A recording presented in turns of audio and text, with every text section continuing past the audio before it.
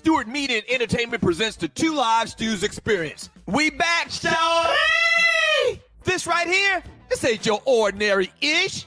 Two Live Stews Experience, Ryan Stewart, Doug Stewart, baby, we back. Woo-hoo-hoo-hoo. Yes, we are back. It's been a long time. We shouldn't have left you, but them folks sat us down forcefully. What up to the Qs?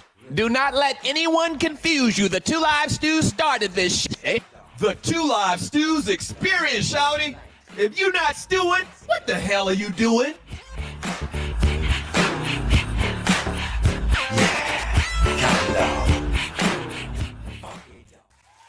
And we got to thank God every minute of every day. It's the Two Live Stews Experience, y'all. Doug Stewart, Ryan Stewart, we make up your Two Live Stews. How you feeling today, sir? I am fantastic, man. How about you? Do I still sound like I'm in an echo chamber? Yeah, it sounds a mess. I mean, it sounds bad. Is it that bad, really? It's horrible, man. But that's all right, though. Let's imagine like we're on a spaceship in outer space or undersea. Like we're in Atlantis with Aquaman and Submariner and underwater and all of that stuff. Let's just act like that. Spaceships don't go in the water, though, man. Yeah, well, I'm just trying to put some light on everything. You're trying to make it sweet? Okay, man. Trying to make it sweet. How was your weekend, sir? It was all right. So, I went down to the crib. We laid to rest one of our homeboys, Anthony Garnett. And, tough situation, man. I think he was 54. He was 54 years old, just like me. And passed away. Was he in your class? No, Garnett was 87. Okay. Garnett was 87. I was 88. Graduated a year before you. Yeah, a year before me. Okay. And Garnett played on the football team in MoCo, in Berkeley Stags. And he also played at South Carolina State. So a lot of South Carolina State people and Berkeley County people came through and showed our final respects to the guy, man. Great dude. Everybody kept saying how he's like a gentle giant, and he really was. So right. Garnett was probably 6'5", like 270, maybe 250 in high school, 270 in college. Just a complete monster. And I didn't know the gentle side of one Mr. Anthony Garnett. Yeah. When you were on the team and I was still in middle school, I used to come to all the practices with you guys. I guess that was what our parents called childcare back then. So I'd be at the practices with you guys, and every time I would get close to Garnett or close enough for him to reach me, he would literally put his hand in my face and mush me. Oh yeah? Yeah. Now it wasn't a mean mush. It was a playful, Uncle Morgan kind of mush. But yeah, I tried to stay away from him when I was coming up because every time I saw him, he would mush me in the face. Nah, he was playing, man. I'm telling you, Garnett didn't have a mean bone in his body. I just said that. I'm sure he was playing, man, but to a kid that's in the 6th grade, a guy that's in the 11th or 12th grade mushing you in the face isn't something that's playful, I viewed it as a threat. I viewed it as a threat. I was very uncomfortable with it, so I just tried to stay clear of Mr. Garnett. And then the Saturday night, Moncks Lodge 323, MoCo Lodge 323 had a big oyster roast. How was that? It was great. It was great. They had 32 bushels of oysters. So most people don't even know what a bushel is. A bushel is the big barrels that the crabs and stuff come in, or oysters. Little small half barrels. So let me try to paint a picture for people that don't know what a bushel is. A bushel is like probably 3 foot high off the ground. Good. That's good. Maybe 3 foot high off the ground, and the top of the basket is like double the size of a basketball rim. Very good. Like it's big. Yes. And MoCo Lodge 323 had 32 bushels. All of MoCo was there. The entire town was there. Yeah, man. Ninjas like oysters, man. Yeah. Ninjas like oysters and seafood, man. Yeah. So we had they had seafood baskets, fish baskets. They had some chicken baskets. If you didn't want oysters, because I'm not really a big oyster fan, and you're listening to the Two Live Stews. I'm not really a big oyster fan, so I really I really had some fish, and that was about it. They had drinks and music, a live band, and it was a great little look. Were they opening oysters for people who don't know how to open oysters? Was there an hell no. oyster opening section area? No, hell no. Either you open oysters yourself or you don't get oysters. Yeah, simple They're as not, that. They're not easy to open, man. Nah. They're definitely not easy to open, especially for a kid or somebody that's scared they're gonna stab their hand to death. Right. You're exactly right. Hey, what about you? What about your weekend? Very good weekend, man. Busy weekend with the kids. We had 3 soccer games this weekend, 1 golf tournament this weekend. A lot of moving around, man, and we'll talk about it here shortly. But I received a call on Friday saying, "Hey, man, if you can come to Atlanta, you can talk with attorney Ben Crump, as well as super entertainer, R&B singer Anthony Hamilton. But it's got to be tomorrow night after 7 o'clock and before 1 o'clock." So having a full schedule with the kids, man, and you being out of town, the great Arleywood and I made it happen. We linked up and went out to Marietta or Powder Springs, where Ben Crump and Anthony Hamilton would be shooting a video with Curtis C. Black. And we did the interview. So I'm looking forward to playing some of that stuff back. It was a very, very interesting weekend to make all that stuff happen. Okay. All right. So Anthony Hamilton, he's was he performing or? Well, yes, he's in a song with Curtis Smith, aka C. Black. Right. He's a rapper, engineer, graphic designer. He writes children's books, and he also runs. He writes children's books. Yeah, he does a whole bunch of stuff. The point is he does a whole lot of things. Golly. But one of the jobs that he has is he's a rapper, sir. So he was shooting a video for one of Ben Crump's songs that's going to be a part of the documentary that he shot. So when they were shooting that video and made time for the Two Live Stews and our experience to interview Mr. Crump as well as Anthony Hamilton. Okay, so good stuff. It should be pretty good and entertaining. I was very excited about it, man. That's one thing I really miss, man. I miss the action of doing radio. Some of the people that we were working with were certified Class A jerks, but working with you every day and prepping and just being a part of the action and getting phone calls like that and making something happen, I missed that in my life. So this past weekend was a train wreck that was really, really fun. Really enjoyed it. Okay. All right. Hey, we're brought to you by Southern Edge Beverage Company. Southern Edge Beverage, sweet tea flavored vodka and salted caramel flavored whiskey. Check them out once again, southernedgebeverageco.com. Don't forget, sponsorship opportunities are available with the Two Live Stews. All right. Email me, sme.dougstewart@gmail.com.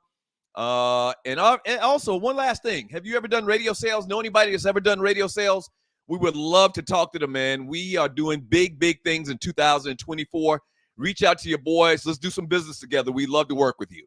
2024 and beyond, sir. And beyond. 2024 Absolutely. and beyond. And make sure you're following Southern Edge on all social media platforms. That's how we will be inviting folks to hang out with us when we are not in our in-home studios, but when we're out in them streets doing tastings and having a good time. We'll invite you via social media, but you've got to be following Southern Edge to be a part of the mix. So one quick question before we go to a break and get into everything else we're going to get into.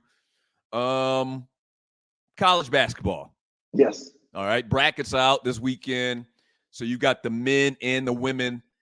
How much college basketball have you followed in our exile from this platform, from media? How much college basketball have you followed? That's not what I thought you were going to talk about, but remind me to mention what I thought you were going to say. Okay. Sir, I watch sports every night.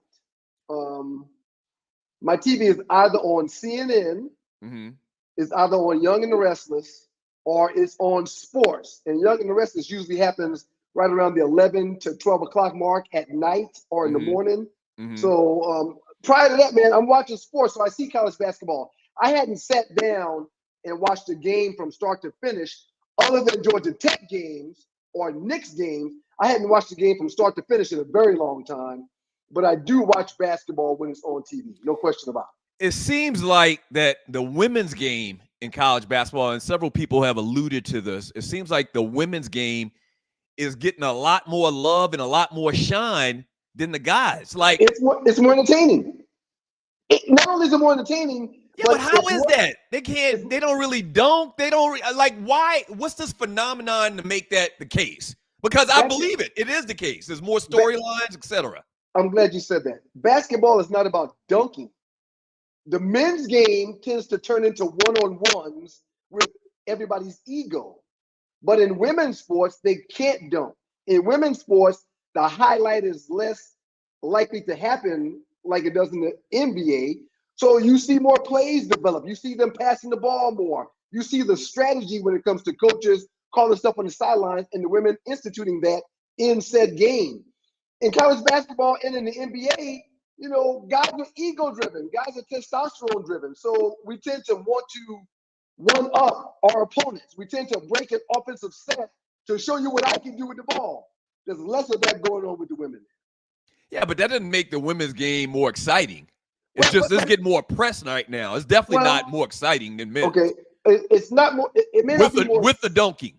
It may not be more exciting. However, there's more known superstar names in the WNBA right now than in college basketball.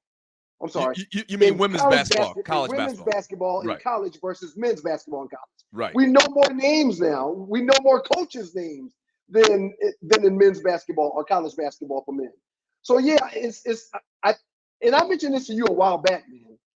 If you really want to see plays develop or see what coaches are trying to teach women on the offensive side of the court and the defensive side of the court, watch women's basketball versus men's basketball. Yeah, but nobody wants to see that. We just want to see people dunk on each other. Well, I dare say that the ratings for women's college basketball would be higher this year than men's. We should check that out.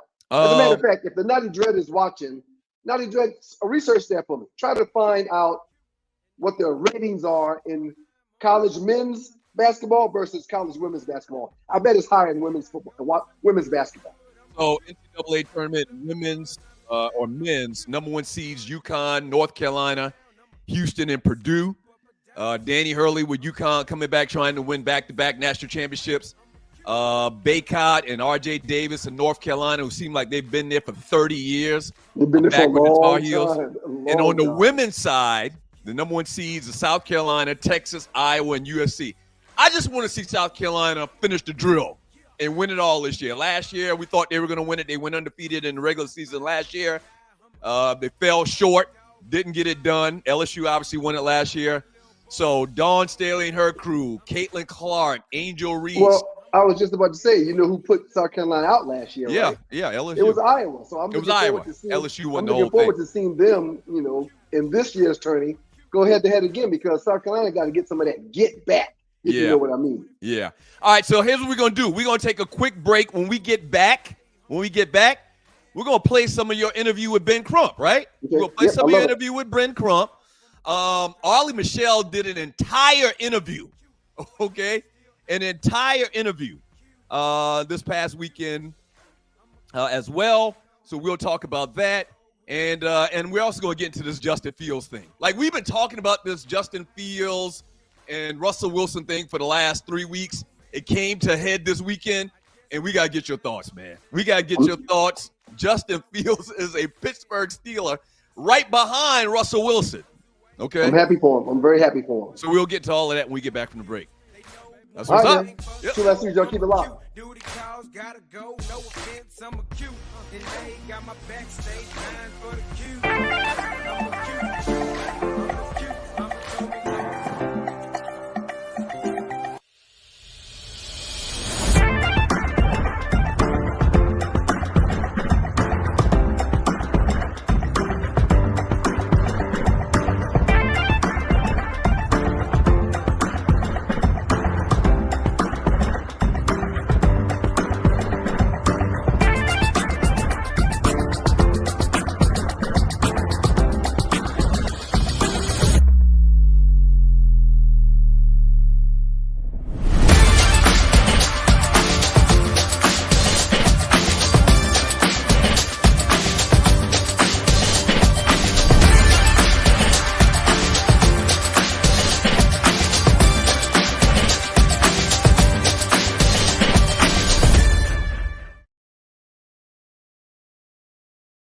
Ryan Stewart, Two Live Stews experience, blown away and honored to be sitting here with a frat brother of mine that everyone knows. He's dearly loved. He's doing a lot for the community, a lot for the culture. Happy to have Ben Crump on with the Stews right now. How you doing, Ben Crump? I'm good, man. Hey, I'm a big fan of Two Live Stews. Oh, thank you, sir. But listen, you're a big fan of everyone in the country, bro. Okay, or damn near the world, Q. So we really appreciate you. We're not going to keep you too long. Okay. We did mention that we are frat brothers. Bro, talk about when you pledged in '88 at Chi Theta, how different things are from '88 to how they are now in the frat. You're the past immediate grand counsel for Omega Psi Phi. Yeah. So talk about some of the differences from back in the day when the bros were there on the yard with you versus now the younger bros on the yards. You know, I say this humorously, Ryan. And I don't know if the statute of limitations has ran, so we can't really get into it like that. Go too far back. But I would say this, save my parents and my family, the greatest influence on my life was Omega Psi Phi. And the thing that I pray still exists is that Omega Psi Phi is helping transform boys into men, thoroughly immersed in the true Omega spirit that believe in manhood scholarship, perseverance, and uplift, and remember to lift as we climb. And so I have nephews who I raised as my sons, and they pledged the frat about 7-8 years ago, and I saw how Omega influenced their life. So I'm proud to say Omega Psi Phi is still doing what we were created for. That's right. And that is to help transform young black boys into men. Exactly. The great Ben Crump spending some time on the Two Live Stews experience this past weekend. As I mentioned before, this is the Two Live Stews, Doug Stewart, Ryan Stewart, and it's the Two Live Stews experience, powered by the great folks from Southern Edge Beverage Company. This past weekend, man, I got to sit down with Ben Crump. Dude, I felt empowered to be sitting by a man of his stature, a dude that is literally known by every black person in America. When things go wrong for us in these streets, one of the first names we're going to call outside of the police is Ben Crump, man. So he's a really, really cool dude, too. I really had a good time with him this past weekend. Yeah, so I can't wait to hear more of that. And Ollie Michelle, once again, talked to Anthony Hamilton. Phenomenal entertainer. Have you ever seen him in concert? I told Mr. Hamilton Saturday night that the last time I saw him in concert was when he was here in Atlanta. When he was here in Columbus last year. It was the first concert I've seen in Columbus since we've been here. And Wifey and I went to down to the Civic Center where he performed. So it was a really good show. Right. So good stuff. Doug Stewart, Ryan Stewart, the Two Live Stews experience. Thank you, everybody, for joining us. Shouts out to everybody in the chat room. Richard, Mocha Bella, Sports and Heels, Black Diamond, T Pitts. Hey, what's up? Julius 35C. We really, really appreciate it. Thank you so much. So Justin Fields now is in Pittsburgh. Yep. Presumably backing up Russell Wilson. Like they pull the trigger and they get Russell Wilson. No, it's not presumably. No, Mike Tomlin has told him he is the backup.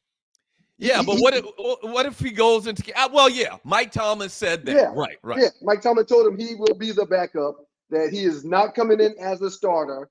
And if something was to happen to Russell or Russell's not playing well, he may get his opportunity. But no, he's coming in to be a backup and learn from the Super Bowl winning quarterback known as Russell Wilson. Yeah, so what happens, and you've been in training camps, you played in the league for 5 years. So what happens if they go to camp and Russell Wilson looks far better or Russell Wilson looks far worse than Justin Fields in 2 days in training camp? Well, we don't foresee that happening. However, if there's anything that we know, Justin Fields needs more time. He needs to be coached up.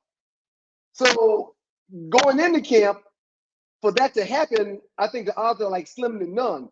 Russell Wilson has shown us that he can have a level of consistency even when he had bad years over the past 5 years. He's had 2 relatively bad years, but he still can, hit a 10-yard out, hit a 15-yard curl, whereas we hadn't seen Justin Fields do that consecutively back-to-back over and over. So I don't think he will be, supplanting one Mr. Russell Wilson.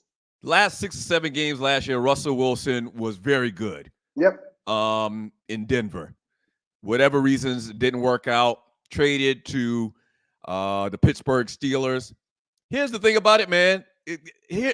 I want to see Caleb, and obviously what this means is the Chicago Bears are going to select Caleb Williams, quarterback out of USC. Well, but I told you that last week when we talked about when you were like, what if the Bears keep him? Yeah. No, the Bears ain't gonna keep him. There's no way the Bears are gonna keep him. Right. So they're going to get. They're going to draft Caleb Williams. That's probably what's going to happen. They're not going to draft Michael Penix or any other quarterbacks that they're talking about going in the first 10 picks. Drake May. So they draft Caleb Williams in Chicago. Here's the thing about it. You don't know what's going to happen with that. You don't know if Caleb Williams actually is going to, his skill set is going to transfer to the NFL. I want you to tell me what all these quarterbacks have in common. Okay. Are you ready? Yes, sir. Ryan Leaf, Sam Darnold, Matt Leinart, David Carr, Johnny Manziel, Brady Quinn, Rick Meyer, Heath Shuler, Joey Harrington, Tim Couch, Jeff George, Todd Blackledge, Todd Marinovich. Stop real quick. Remember Marinovich and McNown, okay? Okay. How much more names on the list that you're telling me right now? Well, I got 30 more names, but I'll stop with those 15. Okay. Those are all number 1 overall first picks that didn't end up being squat. Right. They all sucked. My point to you is when these guys come from college to the NFL, and you know this probably than anybody else, definitely you should know this more than me. You played in the league for 5 years. It doesn't necessarily mean that your skills are going to transfer to the next level. Okay. All of those guys were talked about pretty much in the same vein as they're talking about Caleb Williams right now. No, listen, don't get me wrong. No, that's not true. All those guys were not talked about like Caleb Williams was for the last 3 years. They were not. Todd Marinovich is before your time, so maybe you don't know this. I remember Todd Marinovich. Todd Marinovich was talked about like he was going to be the greatest player to ever step on a football field on the cover of Sports Illustrated. Mm-hmm. Bottom line is they all sucked, okay? Mm-hmm. The thing that I think a lot of people are missing about this whole story with Justin Fields is that Justin Fields has shown he can play in the league. Justin Fields has shown he can throw a 15-yard out. Okay. Justin Fields has shown he can be a dynamic runner and move the chains. Right. All these guys that just named, they sucked when they got in the league. That may happen. It may not happen, but it may happen to Caleb Williams as well. So listen, man, Justin Fields completed his 3rd year with the Chicago Bears this past season, okay? 3 years, 38 starts. His completion percentage was 60.3. Yes, but Ryan, Okay, go ahead. His completion percentage was 60.3. Over those 3 years, he's thrown for 6,600 yards, 40 TDs, 30 interceptions. So if you divide all those numbers by 3, he's thrown for a little bit more than 100 yards per year in 3 years. He's thrown for right at 12 to 14 TDs per year, and he's thrown for 10 interceptions per year. Now, here you are, just like you were last week, talking about how good of a passer he is, how good of a quarterback he is. Those numbers suck. All those numbers suck for a guy that was drafted number 1 overall. No, now, he wasn't. He was not number 1 overall. I'm sorry, in the first round. Yes. Was he the 10th pick, maybe? Like 11th. 10th or 11th, okay? Yeah. Not number 1 overall. I apologize. Right. First round draft pick. 3-year starter that the numbers are minuscule to say the best, sir. So why wouldn't the Bears, with the number 1 overall pick that they have, say, I want to do what we think might be upgrading our quarterback? I think the Bears are smart for saying, let's just cut ties with what we've seen for 3 years straight and go in a different direction. So how much do you think that those numbers are indicative of the fact that the team around him and the organization both suck. Good for you. Good for you. Yeah. No, I'm asking you. No, good for you. That's a great point. I'm not blaming Justin Fields for It sounds like you think he sucks and that he's the reason he sucks. No, what I said was his numbers for the past 3 years suck. I just gave them to you, Right. and I'm not guessing that. I'm not making those up. That's his numbers, and those numbers are bad for a starting quarterback in the National Football League for 3 years.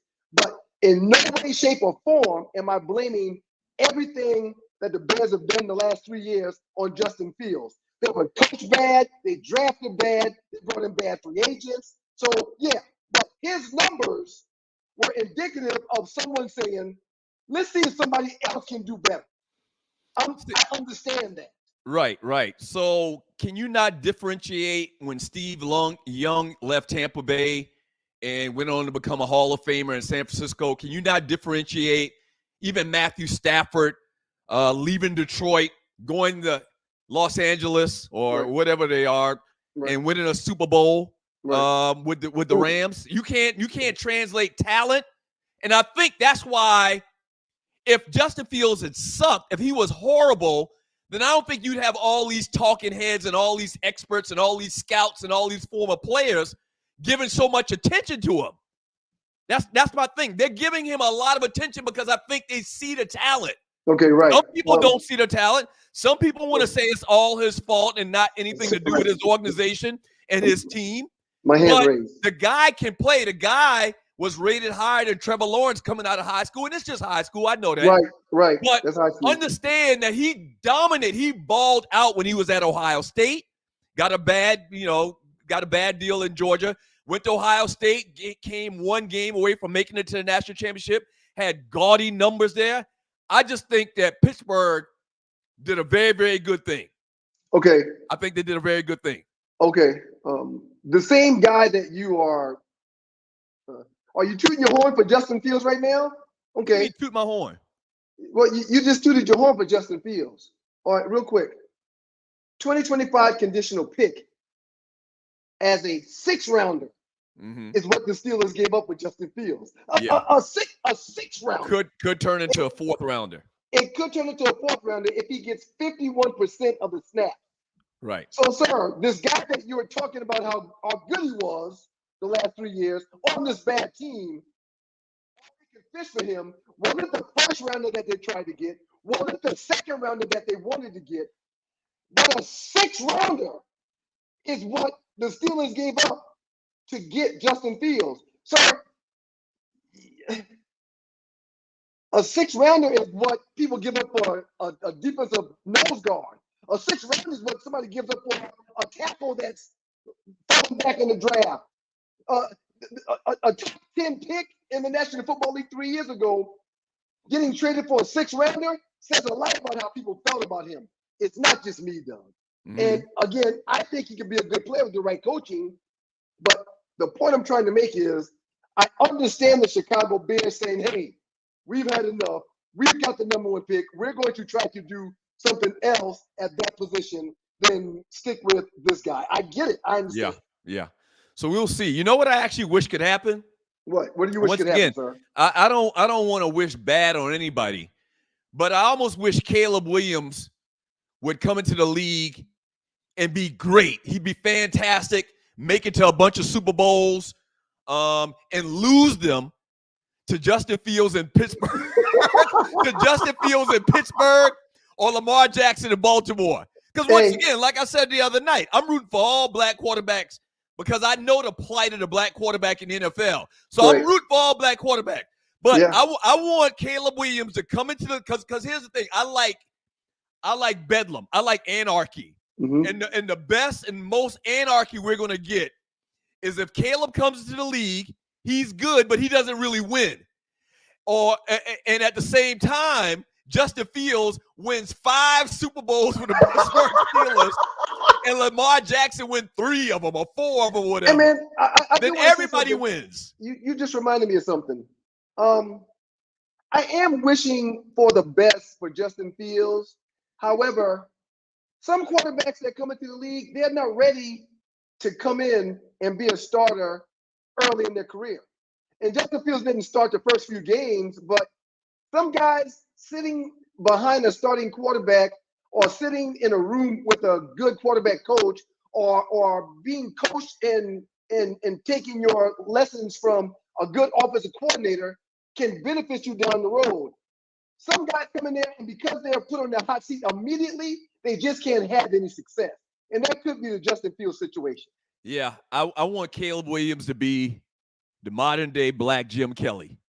You know, the Buffalo Bills went to, 4 Super Bowls in a row, and they lost them all. Yeah. And I want Justin Fields to take the Pittsburgh Steelers to the next 10 Super Bowls. This is a good situation for him. Because you know why? Because I'll get to rub it in everybody's face. Yeah. And I'm not going to forget. You know me. I am not going to forget. You keep receipts. I am keeping all receipts that Justin Fields sucked. Okay? Yeah. Because I don't think so. I think this kid has talent, man. This kid can make every throw. Time will tell. We'll see. He hasn't shown he can make every throw. And we're gonna have this video forever on YouTube. Right. And I'm gonna pull it up, and I'm gonna hear all of these disparaging things you're saying about the young man. You do understand that he hasn't shown us on this level that he can make every throw. Yeah, but he hasn't done that. Yeah, he can make every throw. You would probably be saying the same thing about Steve Young when he was in Tampa. Okay. There's no probably about it. You absolutely would be saying the same thing about Steve Young when he was in Tampa. Right. That's my comparison. That's what I'm hanging my hat on. Now, I might be wrong, and he might suck. He might find his way out of the league in 2 years. But I'm going on the other side. Right. I'm going on the other side thinking this young man is going to turn out to be a good one. Sir, your plight for the black quarterback, it should be applauded. It's not my plight. It's not my plight for the black quarterback. It should be applauded. It should be applauded. I mean, again, but I just think you're tooting the horn of a dude that hadn't shown you on this level that his horn should be tooted. That's all. Okay. The numbers are dismal at best. Yeah. For his career, not mine. Yeah. Now, was that because of the offensive line, because of the coaching? Possibly. But again, I think he's left a lot to be desired, which is why he only fished a 6th-round pick for his services. That's kind of degrading, sir. That's not saying that a lot of people were willing to give up something for your services if you only went for a 6th-rounder, sir. You could have got drafted in the 6th round. When we get back from the break, we're going to talk about Gino Auriemma, man, the UConn women's basketball coach. I mean, this NIL thing, man, is really under the craw of a lot of people. We'll talk about that when we get back from the break. The Two Live Stews. I got something for their behind. Yeah. I'ma show love to the girls, I'm a cute. I'ma hit the club high deep, I'm a cute. Everybody gon' know I'm a cute.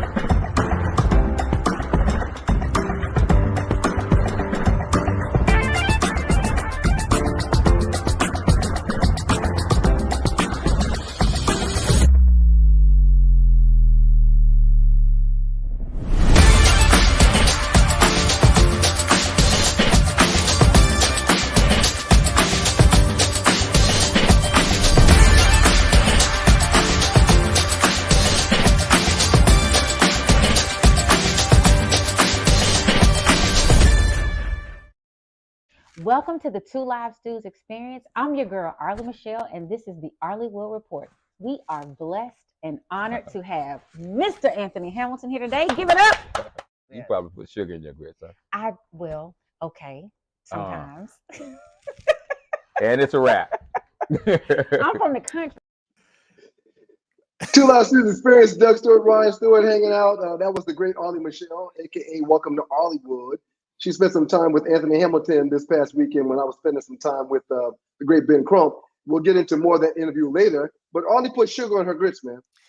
Yeah, and I don't think she even caught what was going on. Like she thought it was something positive. It definitely was something positive. and Tree, I see Tree. Tree, can you jump over a second? Look at my hair. Y'all got my hair still. Hey, listen, I want to play that clip. I want to play that clip. I'm getting text messages. People want to buy y'all equipment. I'm trying to run the show. I wanted to mention something about Ryan's mic. We are experiencing a little bit of technical difficulty with Ryan's mic. It's okay. It's okay. It makes the show more authentic. Can I say one thing real quick, man, before we move on and before Tree plays this clip? We're having some technical difficulties with my mic. But we have technical difficulties with your camera every show. Ooh. But anyway, we're not going to get into that. We're not going to get into it. What's wrong with my camera? Clip? Oh, yes, Tree. Wait, hold on. No. Hold on. What's wrong with my camera? You look grainy. You look like your face looks like a golf ball. It's got divots all throughout it. You see my face? You see my face? My face. It looks clear. You could, if I had bumps on my face like you could see the bumps. But I can't see the bumps on your face because of the divots that's in your face from your camera. Good, sirs. I'm sorry. Hey Tree, how you doing? I'm back. Look, someone else is moving the buttons. Okay, so I'm moving it. We're gonna be real up in here. Y'all finna get all this tonight. Not Detroit style. Just first of all, it's gonna be 28 degrees tonight, so I'm just getting ready because my bed. Is that why you wearing your coat inside your home? Because it's yes, 28 degrees outside. What I want to say is this is real. It's Monday. We're here for the people. That's right. Ryan doesn't need a new mic. We need to do our mic check every show. All is well. I would like to play this clip of Arlie. And we're just going to give it to y'all raw. We like to ride raw. So ride raw. Yeah. Had no one on condom in 17 years now. Welcome to the Two Live Stews experience. I'm your girl, Arlie Michelle, and this is the Arlie Will Report. We are blessed and honored to have Mr. Anthony Hamilton here today. Give it up. You probably put sugar in your grits, huh? I will. Okay. Sometimes. And it's a wrap. I'm from the country. I'm from Mississippi, and we do It's do a wrap. that. It's a wrap.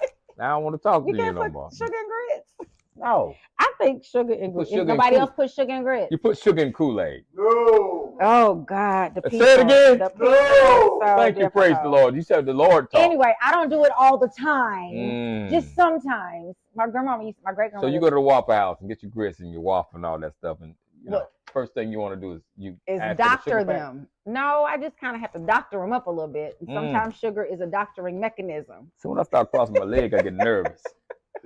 So you make me nervous. That's the great Anthony Hamilton on the Two Live Stews experience. Arlie made that man nervous because she puts sugar in her grits. But that's a northern thing.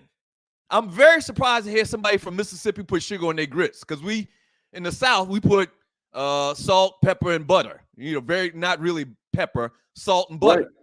Right. Or margarine or whatever. I'm very surprised to hear Arlie say that. Arlie's from Louisiana. Her people she was just talking about is Mississippi.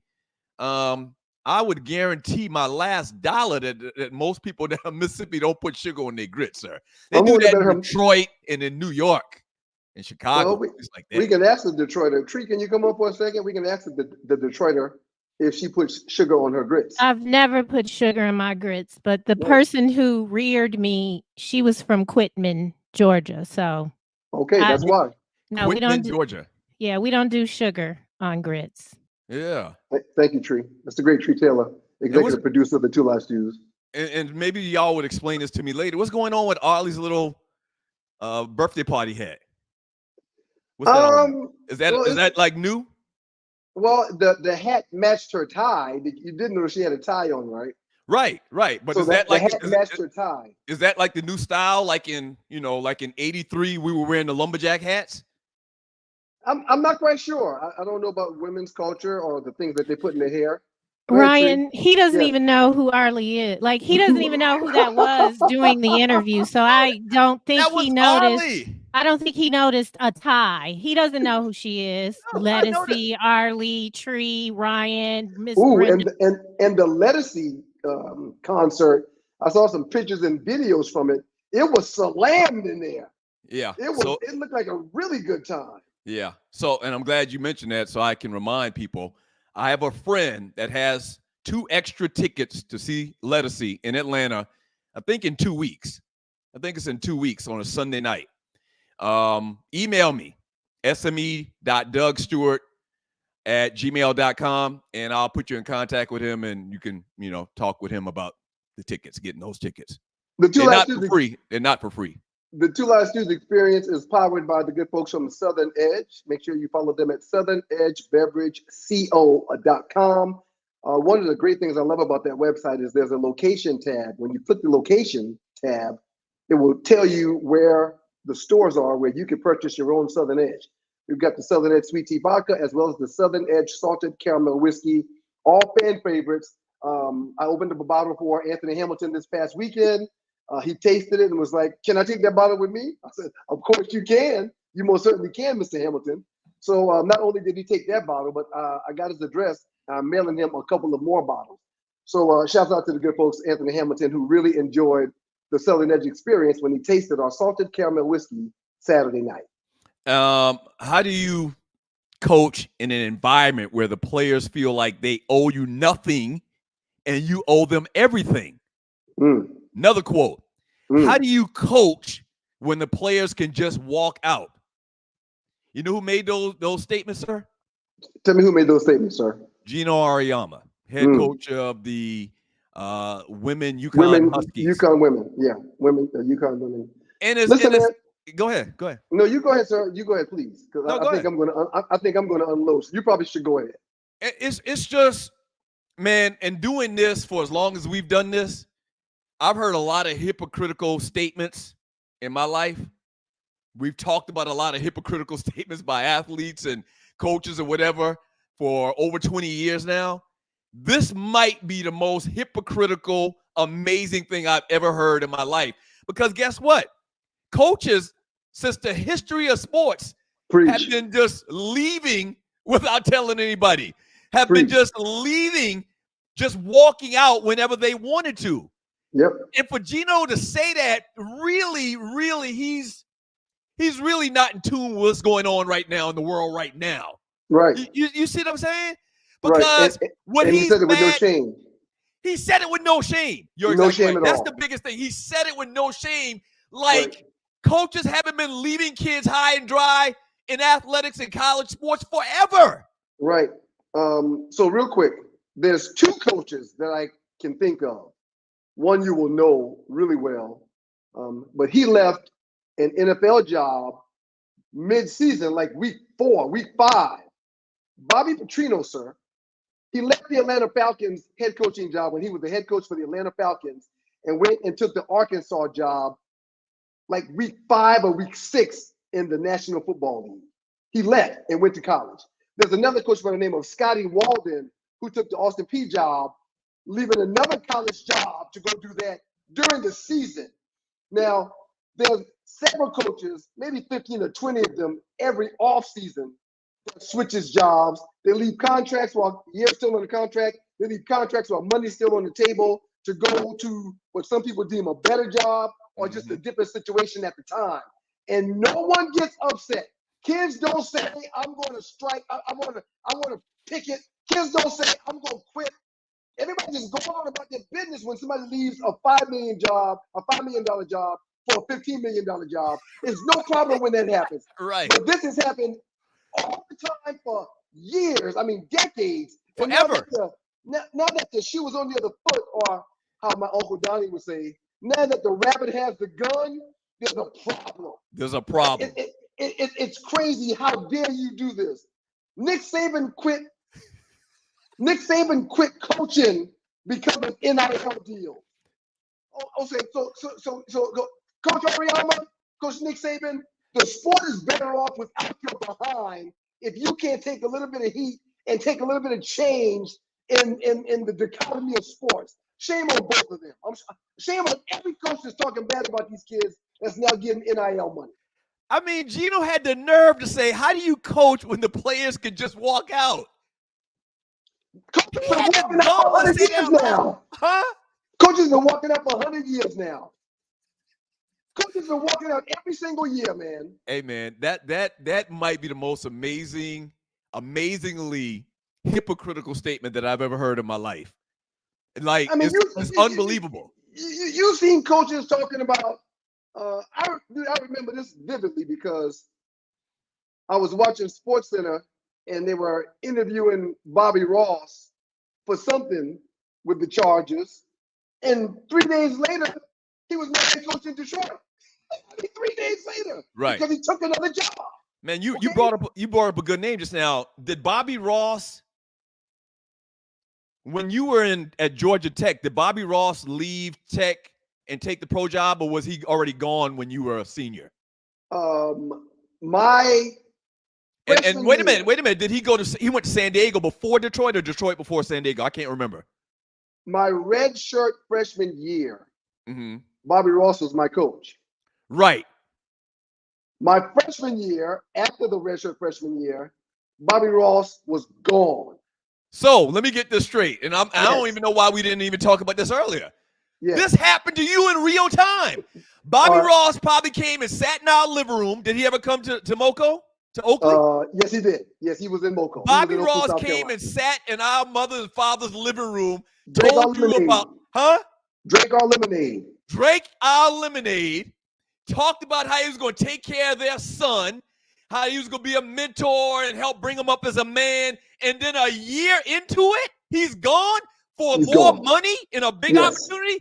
But now coaches in his same position got a problem with it. Yep. A quote from Gino Auriemma: how do you coach when the players can just walk out? It's disrespectful. It's disrespectful. Yeah. And you've even seen coaches leave a school to go to another school in the same conference, sir.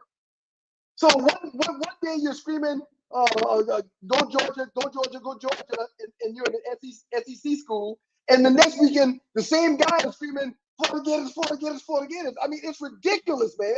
Yeah, absolutely ridiculous. Yeah, but now that the kids get a little piece of the pie, a little taste, as our old agent, God bless the dead, Noah Short used to say, now that the kids are getting a little taste, the gatekeepers, the colonizers themselves are pissed off. It's a problem. Yeah. It's a problem. How dare this guy get money? How dare he? Nick Saban was mad because the kids that he was recruiting this past offseason was asking him, "Hey, I know the history of the program. That's not important to me. How much money you gonna pay me? How much money you gonna pay me?" Right. And I love it. Yeah, I love it. Where's the Skrilla at?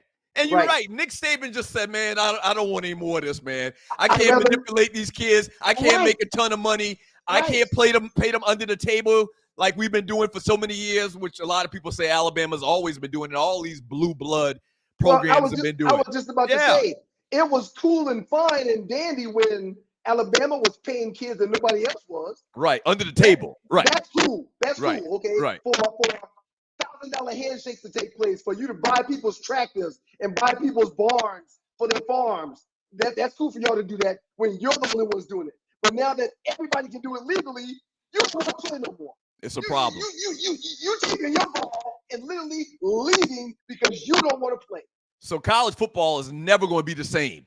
I agree. It's never going to be the same. But guess what? This has been going on for about 2 or 3 years now. And at the end of the year, everybody's happy. Everybody's happy. They got the Final Four teams, the college football playoffs. They have a national championship game. It ain't that bad. It ain't like college football has come to an end and everybody's mad and it's nowhere like college football 30 years ago. I don't really like the whole geography of these teams and how you got East Coast teams playing and being in conferences of West Coast teams, because you lose some of the rivalries and some of the, the pageantry of college football. But at the end of the day, they just got to get over it. Right. They got to get over it. It's a new day. It's a new day. Yeah. Speaking of a new day, man, when you talk to Ben Crump, he had a very, very interesting comment. A very interesting comment that I have said for a long, long time as it pertains to sports. He's actually just keeping it real, talking about everyday life and what he does for a profession. I want to hear that clip. Let's hear that clip, and then we're gonna go to a break, and we'll be right back. Like Thurgood Marshall, who's my personal hero, you understand what your calling is like. Your calling is in this life. You understand what your mission is in this life, and you go and be faithful to that calling that God put on your life. And you have to try to educate people as much as you can. But like Harriet Tubman said, Ryan, you can't save Negroes who don't want to be saved. That's the truth. If you ever hear me talking about a black person, it's always going to be something positive, motivating, encouraging, because we got enough of the white supremacist society going to do that. Why are we going to go help? We're going to do it to ourselves. Yeah. And I'm a believer that the tongue speaks life or death. So we need to speak life into things. We need to speak life into each other. Yeah.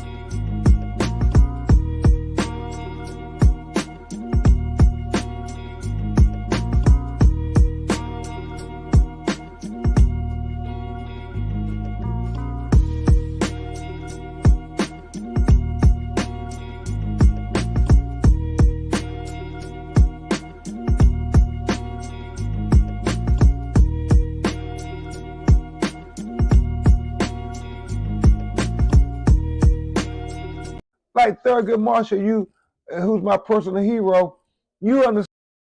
Wrapping things up right now, Two Last Dudes Experience, spending some time with Attorney Ben Crump.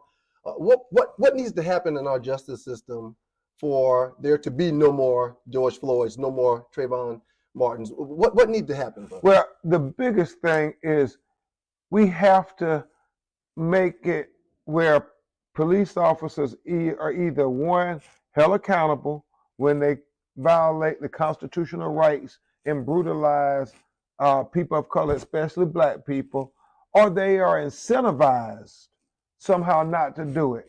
Whether that means So, bro, you lose your pension. It always, in America, it's a capitalistic society. That's why I always say, if America understands anything, they understand money.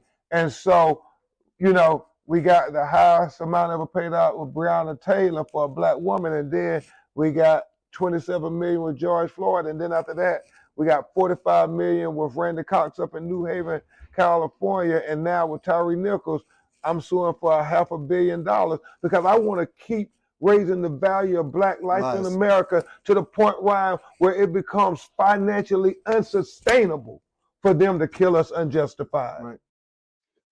The great Ben Crump hanging out with the Two Live Stews on the Two Live Stews Experience this past weekend down in Atlanta, where I traveled down there to spend some time with him. Had an amazing conversation with him, and as Doug mentioned earlier, that interview will be on our YouTube channel. Go to YouTube, search Stewart Media and Entertainment, and you will find that interview along with every other show that we've done so far to date on the Two Live Stews Experience. I don't think it's a secret concept, but I've heard many people talk about these police in this country would stop killing innocent, unarmed black men if they had $1 million policy on them, life insurance policy on them. Think about it. If every black man in this country had $1 million life insurance policy, every time they kill one unjustly, keep that ninja alive. Don't kill him. Keep him alive. Right. Here's the thing. What'll happen is the insurance companies will make sure that laws change and that innocent, unarmed black men don't get shot and killed in the street like dogs. You see what I'm saying? Because they don't want to pay out those death benefits. They don't want to pay out those death claims. You're right. Ben Crump said it. At the end of the day, it comes down to the money. The only thing some of these racists believe in and understand is getting hit in the pocket. And well, that's another reason why we're institutionalized and locked up at an alarming rate compared to other nationalities. You know, that's part of the system. You know, get them in jail and work them for 10 cents an hour or whatever that pay is. So, yeah, man, I mean, my prayer quite often is to be treated like others at some point in time in my life, because that's not the black man's case right now. That's not our case. We're treated less than. We're looked at and viewed as less than. And until we can be seen as an equal, which we are, they're going to keep on doing the same stuff. But Trump is right. If they're getting taxed because of it, it's going to change a lot of things, man. Oh, man, they'd hire the biggest and best lobbyists around to petition for, you know, stiffer penalties on police force. Because if they writing out $1 million checks or $5 million checks, you know, the younger you are, the more insurance you can get for the same amount of money. Okay. So you get a life insurance policy for $1 million or $5 million on a 5-year-old kid. You're not paying a lot for it. Okay. Because that's how insurance works. The older you get, the more expensive it is. But in Trayvon Martin's case, he was 14 years old. He could get a ton of life insurance for very little. And you kill him, and whatever life insurance company has to pay out $5 million because of some unjust murder, they would stop immediately. Yeah, it's crazy, man. I wanted to ask Crump, I thought about it when we were done, you know, what allows you to sue for 20-something million, like you just mentioned, and then a few months later, sue for 45 million and get both verdicts, man. He won both of those cases, okay? Right. To the point where after you got the 46 million, you now are suing for a similar situation, but you're suing for 500 million. Right. I mean, what allows you to take the notch up another level every time something happens if it's along the same line? One thing I just want to mention, you're probably going to talk about it in the interview a little bit more. People sometimes get it confused. Ben Crump is a civil attorney. Yeah. Ben Crump, his job, his aim, and people call him to get the money. Get the money. He's not a defense attorney or a trial attorney or a prosecutor or anything like that. His job, and a lot of people confuse this. They always, oh, Ben Crump always show up, you know, and he's always smiling, trying to get money. That's literally what he does, is try to win civil suits for the family and get as much money as he possibly can. Hit him in the pockets. Right. I think a lot of people confuse that and don't understand that whenever they see this brother on TV. And I want to add something based on what you just said, man. No amount of money at all are Absolutely. allowing these people to sleep better at night after they get $46 million, Right. $27 million. But it goes back to the point we're making, though. Right. Yeah. The point is it's going to hurt your pocket to make you say, wait a minute, we got to do something to stop this. Because clearly, hey, man, I got a T-shirt I wore the other day, but you couldn't see all the names on it. It's a picture of a firearm being squeezed by a black fist. And then there's like 20 names on the shirt going down of unarmed black men that have been killed. Okay? They can make a new shirt like that every year and put 50 names on it, man. Yeah. It happens so much. I mean, we're almost desensitized to it when it happens because every other week we're reading about it or hearing about someone losing their loved one that looks just like us who didn't have a weapon to the hands of the people that's supposed to be protecting and serving. So God bless Ben Crump for what he's doing, man. My prayer is that, one day we get looked at like everybody else, man, and they have value on our life like they put value in everybody else's life. You're watching the Two Live Stews Experience. Doug Stewart, Ryan Stewart, coming to you live on Stewart Media and Entertainment. Shouts out to Southern Beverage, Southern Edge Beverage, co.com, Southern Edge Beverage, co.com. Salted caramel. I mean, just extraordinary company with a phenomenal. You can drink Southern Edge, man, the salted caramel or the sweet tea flavored with no chaser, no, just some ice, just straight, just some ice. And for those who like taking shots, it's a shot you would enjoy also.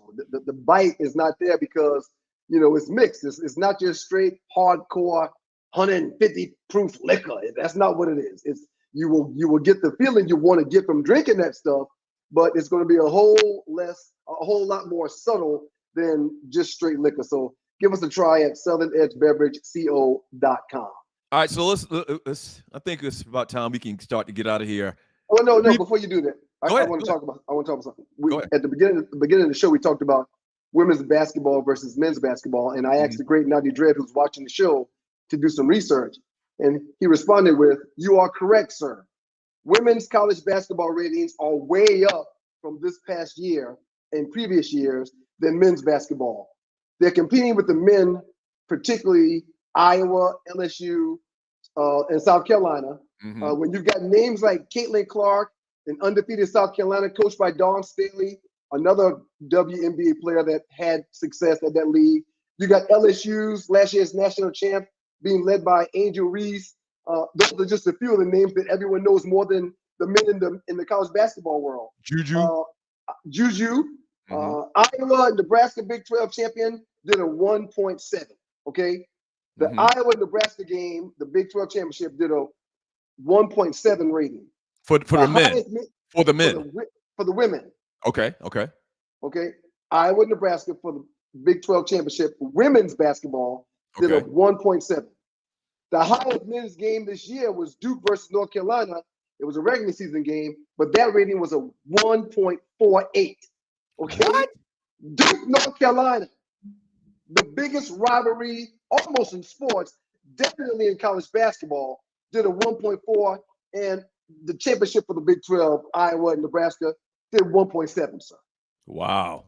Oh, yeah. And Nadi said, I would like to add also, these girls talk trash and will fight. There's more fights in women's basketball than there is in men's basketball. Oh, they was about to throw some hands when in the LSU and South Carolina game. They were about to throw some squabs. We talked about that. And shout out to the great Naughty Dread, man.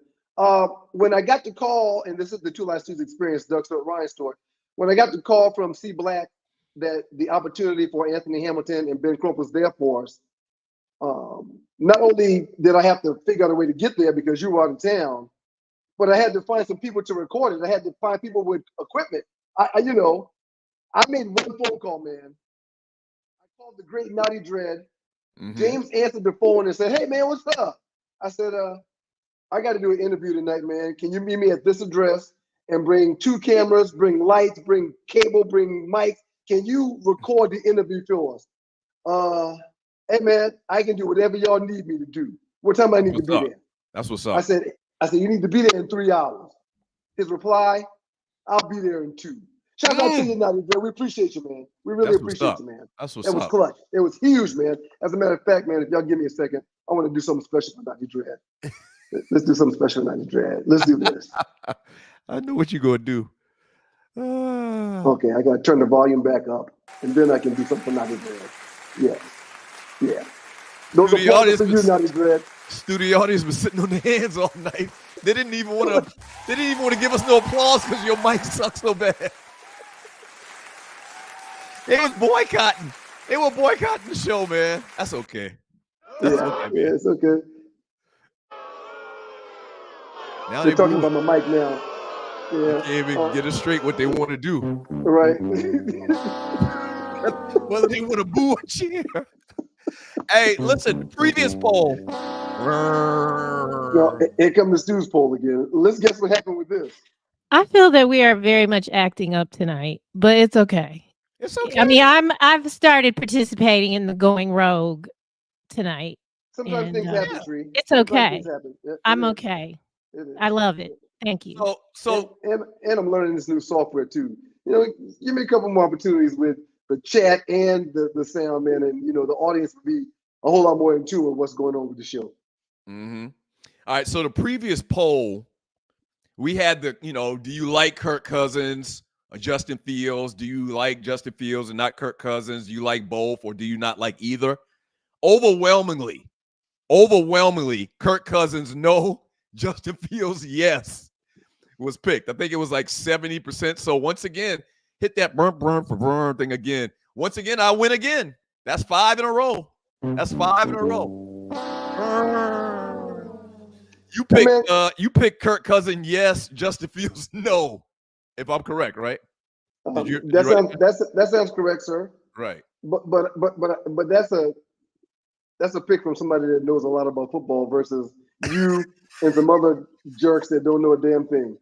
That's what that is. You've been calling people out of their name lately, man. That's not cool. Me and Mom talked about this when I went home this weekend too, man.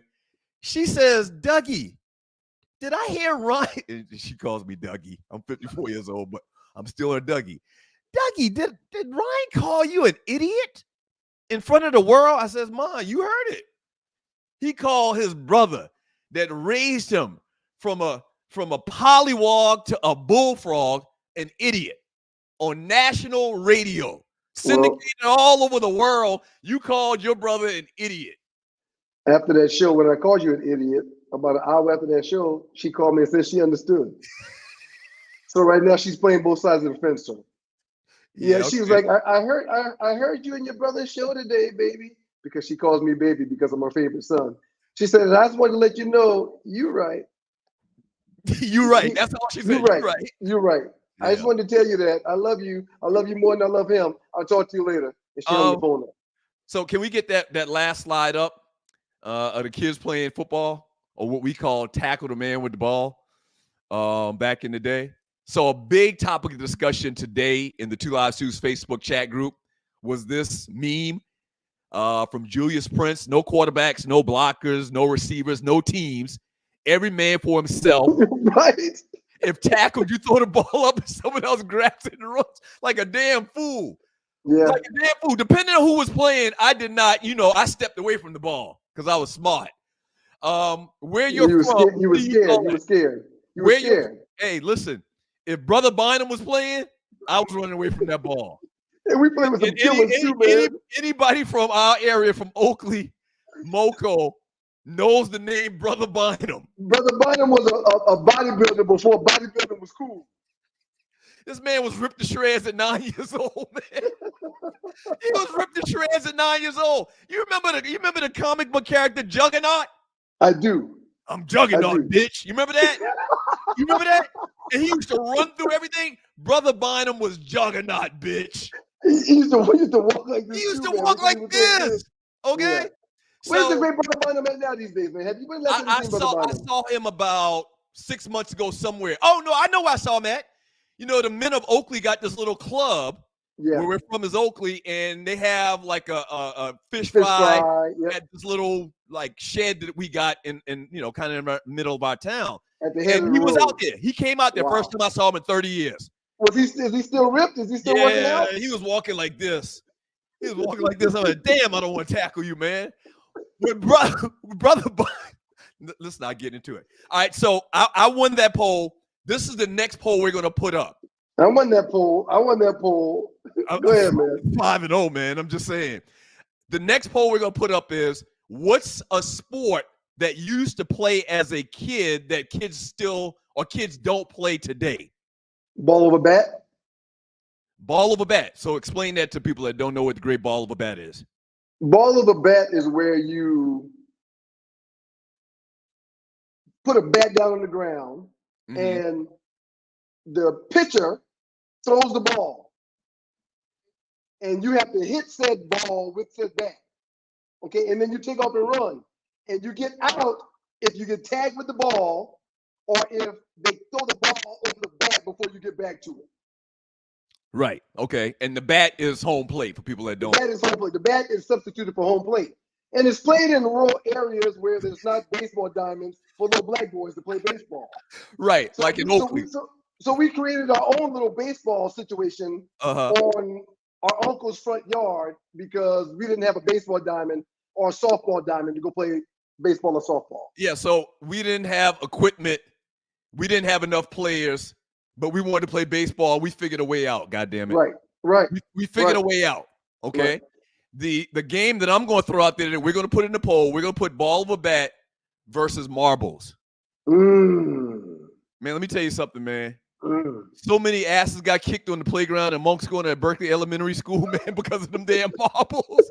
Do kids still play marbles? I want to see somebody in the chat group. Can I get a thumbs up, thumbs down? Yes, no. Do kids still play marbles? No. Oh, wait, boys played marbles? Yes. Doug has not in Detroit. Doug has some of that. Well, y'all busy selling. We rode bikes. And stuff. Yeah. Right. Rode bikes. I got bruises on my legs now. We rode bikes too, but on the playground in the dirt, we played marbles. Okay, can you find a video so we can play that? I'd like to see that, how that works. No bumps on my steely. Tree wants to play marbles, man. Growing up in Detroit, all they got is concrete. They don't have grass and dirt. They only have concrete. So dogs can't walk. They can't play marbles. They don't do picnics and stuff like that. No bums on my steely. No bums on my man. Oh my gosh, yeah. So we're gonna put it up there, man. Just so a vote in the Two Live Studios Facebook chat group. Well, Ryan's game that nobody plays anymore is ball of a bat. I really think that was just something that we created in Oakley. I don't think anybody else here knows anything about ball of a bat. So can I'm pretty sure I'm gonna go 6-0 on this thing right now. I would like to change mine then. I want to change mine. Okay. I mean, because I'm feeling so sorry for you in this. Well, because go ahead, change it. You doing sports as if it was something sports related, but if it's just stuff that kids played, I would like to talk about something else. Okay, go ahead. The great red light, green light, 1, 2, 3. Yeah, bitch. Oh, now you stepped your game up just now. Yeah. In the poll, the game that I want to put on there. Red light, green light, 1, 2, 3. Green light, 1, 2, and 3. Ooh, yeah. You just gave some respectability with that one. I can't wait to see what the listeners say about this. Today, you gave me time to think about it. Usually, I don't find it until the show what we're doing in the top 5. So you've done research, you put stuff together, and I'm usually coming off the door. That's not true. That's not true. Okay, so listen, I'm happy for you.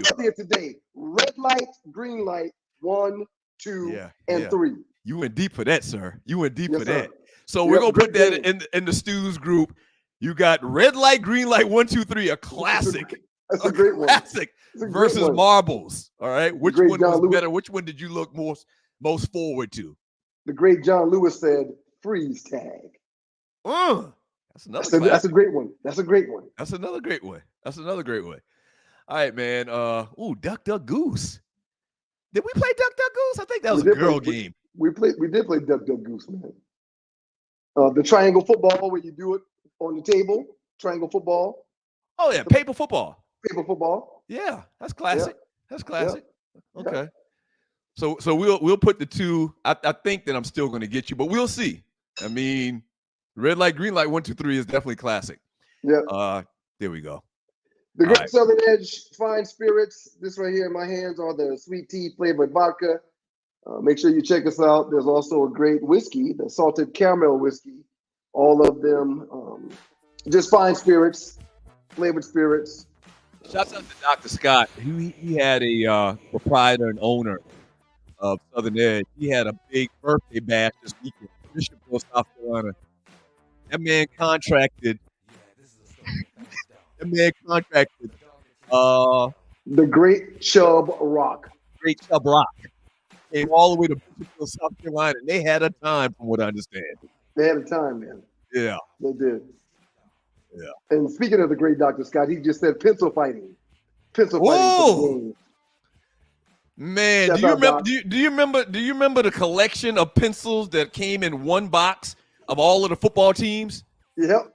NFL authorized football pencils, each team. I remember. And dudes used to play pencil fights with them. You don't play pencil fight with no darn extravagant pencil like that. Those were stronger because they had extra paint on it, man. They was harder to break because of the paint patterns and stuff. It wasn't just the one coat of yellow. It's multiple colors for teams. So those pencils were stronger, sir. Yeah, the great pencil fights. These kids don't even have pencils anymore. Everybody probably has. I'm guessing that these kids today have laptops and they do all their work on a computer. They definitely do work on the computer in college. I know that. Kara doesn't. They don't give her any books or anything like that. She don't have notepads. They do all their work in college at Prairie View on computers. Shouts out to the chat. Country Roads EXP. He texts for his game. Hide and go get it. Not hide and go seek. Hide and go get it. Go get what? Nudesy? That Nudesy, man. Come on, man. That sounds like criminal charges. That sounds like criminal charges to me. In 2024. I didn't get the Nudesy. No, Nah, don't do that. Oh, man. All right, this Thursday night, man. The students will be back this Thursday night at 7:45. The stream will open, and we will come live at 8 o'clock. I will definitely be getting the mic check, too, so I won't sound like I'm in a cave. And, again, make sure you always follow us and check out the Two Last Students Experience. But pay attention to Southern Edge so you know where we are, where we're going, what we're doing. Southern Edge Beverage Company. Follow them on all social media platforms. Appreciate you, Doug. Yeah, I appreciate you. One last email. Sports and Heel says, I still have a piece of pencil on my finger from Tony to Gregorio, who stabbed me after I beat him in a pencil fight in 4th grade. Pencil fight was serious. It was. You're right. And those are the games you played in school. You could play pencil fight and you could play paper football, you know, during your lunch or whatever. But you play red light, green light, 1, 2, 3 more than all of them, listeners. More than all of them. When you vote today, please remember red light, green light, 1, 2, 3. You campaigning for red light, green light, huh? Okay. Hey, we're going to also post the entire Ben Crump interview on Stewart Media and Entertainment, clips and the entire interview all at one time. Yep. Yes. And Anthony Hamilton as well. We'll all be on the YouTube page, Stewart Media and Entertainment, the Two Last Students Experience. We appreciate y'all. I just figured out Arlie's hat. Well, cut your show off and let's go another segment. If this is what we're going to do, cut the music off. Let's go another segment. Hey, we got a little flexibility. I just figured out Arlie's hat. It's probably something to do with New Orleans. Oh, that's good. That's good. Think so? I didn't think about that. We'll ask you about it Thursday. We'll ask about it Thursday. That's possible. Right, peace. Okay. Peace. Thank you, y'all.